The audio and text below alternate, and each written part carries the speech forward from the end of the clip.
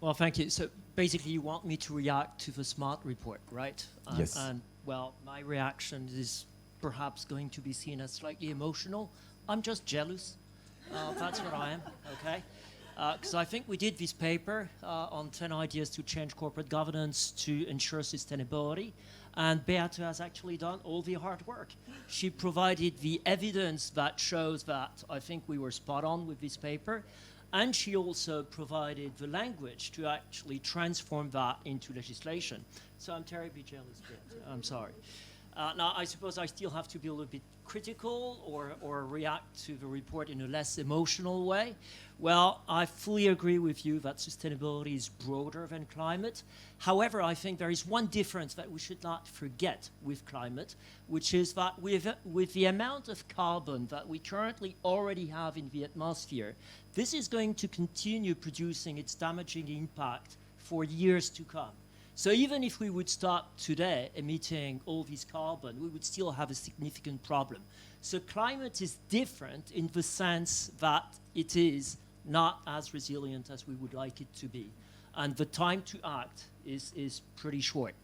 Another thing I was very impressed with in your report is that, yes, you mentioned the SDGs, like everybody else, I think, but you are spot on mentioning the planetary boundaries. And one of the problems I would personally have with the SDGs, which are wonderful, I can't see anyone disagreeing with the SDGs. That's already a sign that maybe there is something wrong.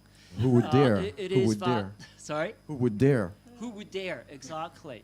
But the problem we currently have is that I doubt, and there is some scientific research on that all the SDGs can be met within the planetary boundaries. So that is why I think you're really smart, if I may say, to have put the planetary boundaries as one of the parameters of the purpose of a company, the purpose of business. Maybe I would also add the 1.5 degree target of the Paris Agreement for what I just explained. The other problem I would have with the SDGs is the timeline, 2030. That's a long time away. We always talk about the long term, but the problem we have today is not a long-term problem. It's a short-term problem. And I was speaking at a similar conference not very long ago, but not with lawyers and accountants, with real people, with scientists.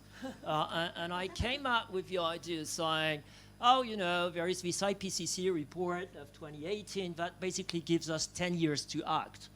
And I saw a number of hands raising in the front rows where these scientists were seated.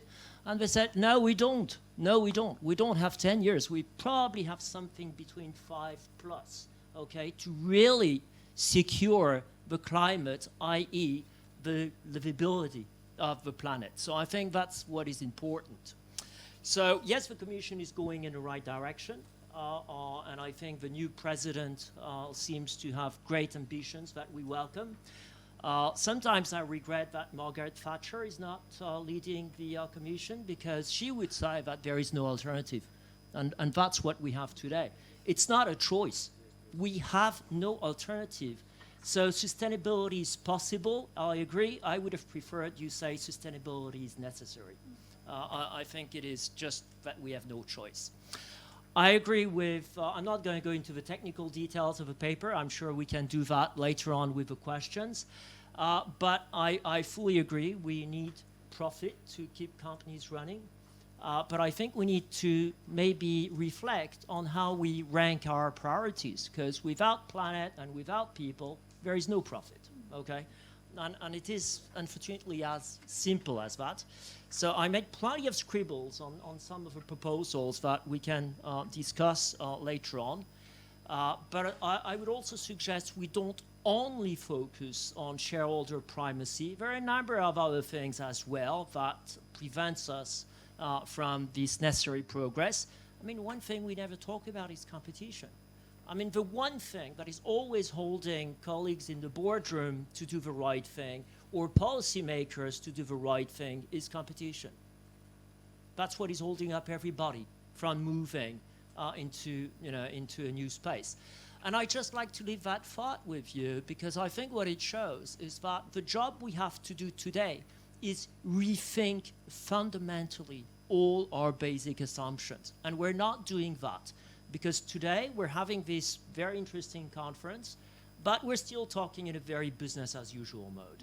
And we're just not measuring, what we're confronted to.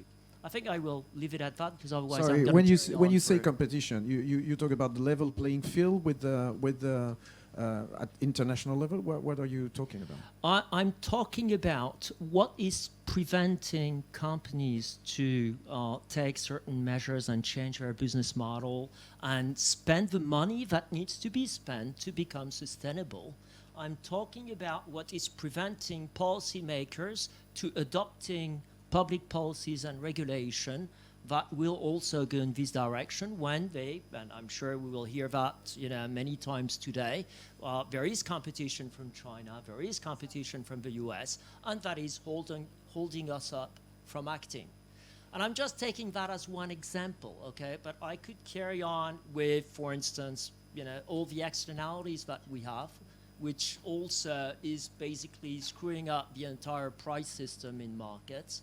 I could go on with the schizophrenia that we all have because we're not acting in the same consistent manner, depending as whether we are a director in the board, we're a consumer, we're a parent, we're a voter. Citizen. We have all these hats, and these hats are conflicting.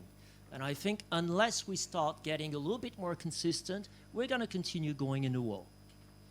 Okay, thank you very much for these very optimistic thoughts. Just kidding.